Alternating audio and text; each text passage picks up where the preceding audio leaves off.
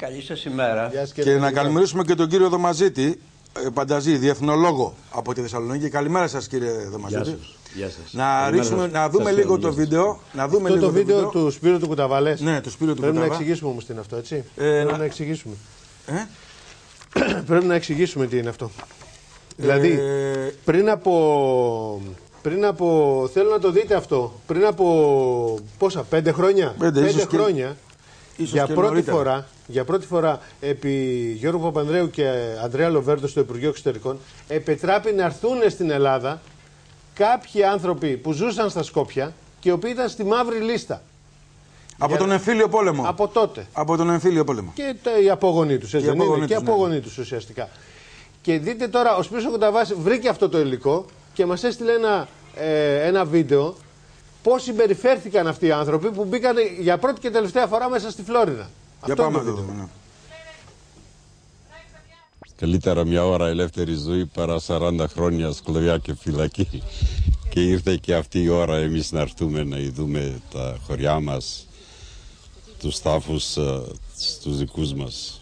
Θέλω να πάω στην Ελλάδα επειδή δεν είχα ευκαιρία να ανάψω τουλάχιστον ένα κυρίς το τάφο της Σπάρτας. Είναι οι τελευταίοι των πολιτικών προσφύγων που δεν μπόρεσαν να έρθουν στην Ελλάδα αφού ο νόμος που όριζε τον επαναπατρισμό τους άφησε απ' έξω όσους δεν ήταν Έλληνες στο γένος. Οι περισσότεροι μένουν στο μοναστήρι και στα Σκόπια και σε κάποιους από αυτούς τους επιτράπηκε για πρώτη φορά η είσοδός τους στην Ελλάδα μετά από 55 χρόνια. Να πάμε στην εκκλησία να ανάψουμε και μια σφέκια, λαμπάδα. Όλα ξεκίνησαν το 2003 όταν το Υπουργείο Εξωτερικών για ανθρωπιστικούς λόγους και σε ένδειξη καλής θέλησης δίνει τη δυνατότητα σε 150 πρόσφυγες που ήταν στις μαύρες λίστες του Υπουργείου Εσωτερικών να επισκεφτούν την Ελλάδα και τους τόπους καταγωγής τους. Τα λεωφορεία, μετά τις διατυπώσεις στα σύνορα, φτάνουν στην πλατεία της Φλόρινας. Ακολουθούν συγκινητικές στιγμές, αφού σμίγουν οικογένειες και συγγενικά πρόσωπα που έχουν να βρεθούν τα τελευταία 55 χρόνια. Χορεύουν, τραγουδούν, αλλά επιθυμούν ταυτόχρονα και το γειτονικό κράτος.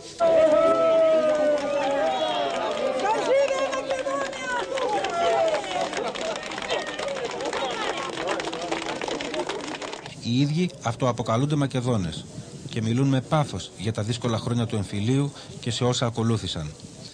Η Βέρα Φώτεβα, παλιά αντάρτισσα, σήμερα η ηγετική φυσιογνωμία των αυτοαποκαλούμενων Μακεδόνων προσφύγων που ζουν στα Σκόπια, παλιός συνεργάτης του άλλου του Προέδρου της Φύρομ, κύριο Γκλιγκόροφ, είναι αποκαλυπτική. Εδώ χτυπήθηκαμε δύο στρατεύματα. Ο Δημοκρατικός στρατός Ελλάδος και ο τακτικός στρατός της κυβέρνησης. Και οι ίδιοι αυτοί για μια ελεύθερη δημοκρατική Ελλάδα και εμείς σαν μειονότητα να βρούμε τα δικαιώματά μας μέσα στην Ελλάδα. Ακόμη πιο σκληρός είναι ο Αλέξανδρος Ποπόφσκι, ελεύθερος σκοπευτής στα χρόνια του εμφυλίου, από την Ιδρούσα Φλόρινας. Μένει σήμερα στο μοναστήρι και είναι πρόεδρος των αυτοαποκαλούμενων Μακεδόνων της Αιγαιατικής Μακεδονίας. Το ΚΚΕ νόμιζε θα μας εξοδώσει, όμως ξέχασε ότι ένα κεφάλι αν πέσει μακεδόνικο, άλλα 10 γεννιούνται.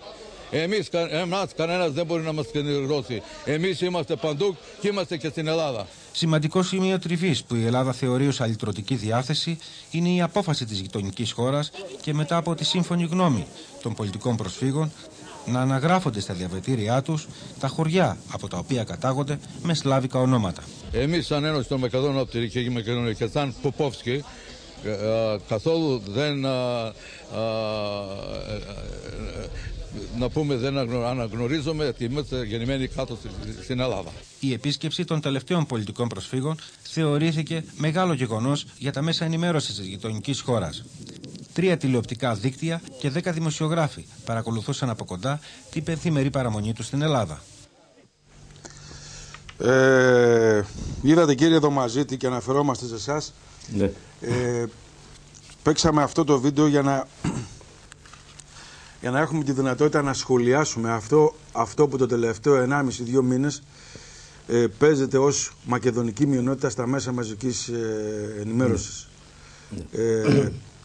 Ποια είναι η δική σας εκδοχή, πώς τα βλέπετε εσείς τα πράγματα? Λοιπόν, εγώ καταρχήν σας είπα ότι είμαι ο Πανταζής Δωμαζίτης, απόγονος Μακεδονομάχων προγόνων, και ότι λόγω του ότι ο παππούς μου και ο προπάππους μου αντιστάθηκαν στους Σέρβους και στους Βουλγάρους, ο παππούς μου ο οποίος πήγαινε και στο κρυφό σχολείο, όταν οι Γερμανοί ήρθαν στην Ελλάδα, έφεραν και τους Βουλγάρους, τότε οι Βούλγαροι εκδικούμενοι, όπως είπανε και αυτό που πάθανε από τον Βασίλειο τον Βουλγαροκτόνο, έτσι λέγανε στους δικούς μου, έπιασαν όλη την οικογένεια του παππού μου και αφού επί 3 μέρες τους χτυπούσαν βάρβαρα, τους άφησαν στο τέλος και το αποτέλεσμα ήταν ότι μετά από λίγα χρόνια πέθανε ο θείος μου, της μητέρας μου αδελφός. Εμείς παρόλα αυτά τους συγχωρέσαμε διότι είμαστε Μακεδόνες. Δεν είναι τυχαίο ότι μας αγαπούν εμάς τους Μακεδόνες σε όλο τον κόσμο. Είμαστε οι πιο καλοί πραγματικά κυρίαρχοι του κόσμου μέχρι και σήμερα. Εγώ, σαν φοιτητής στη Γερμανία, είχα φίλους από όλες τις αραβικές χώρες, από όλη την Ασία, από παντού. Και όλοι γνώριζαν ότι ο Αλέξανδρος ήταν Έλληνας. Και δεν είναι τυχαίο που με αποκαλούσαν Ισκάνδαρ, δηλαδή που σημαίνει Αλέξανδρος. Να σας πω τώρα, κύριε Δωμαζίτη, ναι, όλους αυτούς, και θα βάλουμε και στην κουβέντα μας και τον κύριο Καργάκο, είναι γνωστές φυσιογνωμίες όλοι αυτοί, έτσι. Ναι. Από τα Σκόπια. Και υπάρχουν και εδώ στην Ελλάδα διάφοροι που λένε ότι εμείς είμαστε μειονότητα. Ναι, να σας πω περί τίνος πρόκειται. Εγώ ήρθα στην εκπομπή σας, πρώτον επειδή σας θαυμάζω και δεύτερον επειδή με ενημέρωσαν άνθρωποι τους οποίους έχω φέρει εγώ από έξω, από όλο τον κόσμο και τους έχω αναθέσει να γράψουν μια διδακτορική εργασία με θέμα ο ελληνισμός σήμερα. Και είναι άνθρωποι από την Ασία, από την Αφρική, Αμερική και συνεργάζονται πάνω σε αυτό το θέμα. Ναι. Λοιπόν, αυτοί με ενημέρωσαν γιατί ερευνούν το τι εστί σήμερα ελληνισμός και πληροφορήθηκαν ότι ο συμπατριώτης μου κατά τα άλλα, ο συντοπίτης μου, ο κύριος Βοσκόπουλος, ο οποίος λέει ότι είναι Σλάβο-Μακεδόνας, κοιτάξτε μια αντίθεση. Δεν γίνεται να είσαι σκλάβος και κοσμοκράτορας συγχρόνως, γιατί ξέραμε τι σημαίνει σκλάβος. Καταλάβατε, δεν γίνεται. Η πρώτη αντίφαση. Μετά, το άλλο που λέω εγώ και σαν διεθνολόγος, λέω είμαι δημοκράτης εγώ. Εμείς οι Μακεδόνες είμαστε δημοκράτες. Μπορεί να αυτοπροσδιορίζεται ο καθένας όπως θέλει, αλλά δεν μπορεί να λέει ότι όλοι αυτοί οι οποίοι μιλούν αυτό το ιδίωμα, το οποίο δεν είναι καθόλου σλαβικό. Γιατί το γνωρίζω από τον παππού μου. Ο παππούς μου έχει γράψει ένα λεξιλόγιο πάνω σε αυτό το θέμα. Καταλάβατε. Και δεν μπορεί αυτός να γενικεύει. Ό,τι είσαι, πες το για σένα. Από εκεί και πέρα, φίλε μου, άσε εγώ να πω ποιος είμαι εγώ. Εσύ το γνώθεις εαυτό, το δικό σου δεν γνωρίζεις. Θα γνωρίσεις το δικό μου. Τι εννοείται δεν είναι σλάβικο, δεν είναι σλάβικη δεν είναι, φίλε μου. Λοιπόν, να σας πω, μην ξεχνάτε ότι εμείς στη Μακεδονία δεχθήκαμε πολλούς κατακτητές.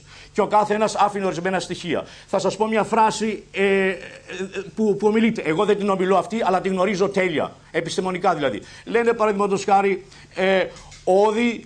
Ποπάτο ντόμα. Θαυμάσια ομηρική η φράση. Όδευε το ρήμα.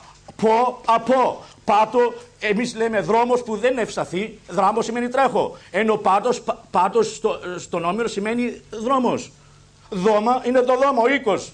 Καταλάβατε. Και όλες αυτές τις λέξεις. Μετά πάρτε λέξεις που έχουν για το αυτή. Πώς το λένε. Ούσι. Εμείς λέμε αυτή. Ους οτός. Μετά για τη μύτη. Τα μάτια, ο διοικός αριθμός της λέξης όψη είναι όση. Και αυτοί τα μάτια λένε ότσι. Κύριε Δωμαζίτη, να δώσουμε το λόγο τώρα στον κύριο καθηγητή, στον κύριο Καργάκο. Κύριε καθηγητά, ο κύριος Δωμαζίτης μας τα είπε έτσι και πιο λίγο αναλυτικά, μπήκε σε μια διαδικασία. Αυτό το ρεπορτάζ του Σπύρου του Κονταβά το είδατε. Ναι, βεβαίως. Υπάρχουν πολλοί άνθρωποι εκεί, οι οποίοι είναι σε μια μαύρη λίστα που λέμε. Και κατάφεραν μια φορά να έρθουν εδώ. Αλλά βλέπετε με ποιο τρόπο και τις αλυτρωτικές βλέψεις που έχουν αυτοί οι άνθρωποι. Σκληρονόμησε. Αυτό το πράγμα το ήξερα από πολύ παλιά. Όταν μπήκαμε εμείς προς ενίσχυσή του στην εποχή που έγινε η μεγάλη καταστροφή στα Σκόπια και ήρθα σε επαφή με κάποιους από αυτούς, μου εξέφρασαν την επιθυμία ότι θέλουν να έρθουν στην Ελλάδα, αλλά όχι πλέον ως επισκέπτες, όχι ως ας πούμε αποδεκτοί, αλλά θέλουν να έρθουν και με τον αέρα του νικητή. Πρέπει να έχουμε υπόψη μας ότι οι άνθρωποι αυτοί ενεπλάκησαν στον εμφύλιο πόλεμο τον δικό μας και ομολογουμένως πολιτικά εκέρδισαν πολλά. Αλλά δεν είναι δυνατόν με αυτά τα οποία εμείς δημιουργήσαμε εις βάρος του εαυτού μας στα χρόνια του εμφυλίου πολέμου να εξακολουθούν αυτοί να κάνουν σπέκουλα πάνω στη δική μας εξωτερική πολιτική. Εντάξει, αυτό νομίζω ότι είναι τώρα μια πολύ ειδική παράμετρος, έτσι, στην όλη ιστορία αυτή. Όχι, γιατί κοιτάξτε, ακόμη έχουμε υπολείμματα εμφυλίου πολέμου. Εντάξει, αλλά έχει τελειώσει αυτό το θέμα, κύριε Καραγάκο. Όχι, δεν έχει, δυστυχώς δεν έχει, κύριε Αναγνωστάκη, δεν έχει τελειώσει. Πάντως δεν ξεκινάει από αυτούς τους ανθρώπους τώρα όλη αυτή η ιστορία. Πρέπει να σας πω ότι η ιντελιγέντσια προέρχεται από τους ανθρώπους αυτούς του λεγόμενου δημοκρατικού στρατού, οι οποίοι αποτελούν κατά κάποιον τρόπο την αφρόκρεμα της πολιτικής ζωής της χώρας αυτής. Διότι εάν όντως αισθάνονταν ότι είναι πραγματικά κομμουνιστές, θα είχαν ακολουθήσει τον δημοκρατικό στρατό στην κατεύθυνση που πήρε σύμφωνα με τον Ζαχαριάδη και σύμφωνα με τη γραμμή του Στάλιν. Μείνανε εκεί και αυτοί απετέλεσαν την αχμή του δώρατος της τιτοικής πολιτικής εναντίον της Ελλάδος. Και επειδή έχουν ρίσματα και στην Αμερική, ενισχύονται από την Αμερική και γι' αυτό όταν το καλοκαίρι έρχονται στις δικές μας μακεδονικές περιοχές, ας το πούμε, Μακεδόνες μέσα σε εισαγωγικά από την Αμερική, πάλι δημιουργούν καταστάσεις στα συνοριακά χωριά. Μου έκανε εντύπωση γιατί κατηγορούν το Κουκουέ. Κοιτάξτε, το Κουκουέ το είχαν κατηγορήσει από την παλαιότερη εποχή, διότι ο Ζαχαριάδης δεν είχε ακολουθήσει τη γραμμή του Τίτο, είχε ακολουθήσει τη γραμμή του Στάλιν. Στη διάσπαση του 1956, στη διάσπαση που έγινε το 1956, είναι η διάσπαση, ένα κομμάτι... Όχι τότε, μιλάμε στις παραμονές του 1948. Ναι, εντάξει, καταλαβαίνω τι λέτε. Λοιπόν, συγγνώμη, αυτή τι ήταν πολιτικά. Πολιτικά τι ήταν αυτή? Αυτοί ήταν περισσότερο τιτοικοί. Ακολουθούσαν την γραμμή του Τίτο. Και με την γραμμή του Τίτο θέλανε να δημιουργήσουν αυτό το κρατήδιο το οποίο δημιουργήθηκε, αλλά προεκτηνόμενο και προς τις νότιες περιοχές. Στόχος, όπως καταλαβαίνετε, ήταν η περιοχή της Φλόρινας και η περιοχή της Έδεσας. Προς τα εκεί θέλανε να επεκταθούν. Εντάξει, αλλά πάντως... Δεν είναι τυχαίο ότι ο Ζαχαριάδης μάζεψε στην τελευταία φάση όλο το στρατό του και έπαιξε το τελευταίο του χαρτί στο Γράμμο και στο Βίτσι. Ναι, κύριε Καραγάκο, όμως, με συγχωρείτε που σας διακόπτω, όμως η έκφανση τώρα, μάλλον η παρουσία του ουράνιου τόξου στην Ελλάδα και του λεγόμενου μειωτικού, νομίζω ότι βασίζεται στις αλυτρωτικές διαθέσεις που υπάρχουν από τη μεριά των Σκοπίων γενικότερα. Δηλαδή να μην το εστιάσουμε μόνο τώρα και ας ξεφύγουμε λίγο από αφορμή αυτό. Έχετε δίκιο, αλλά...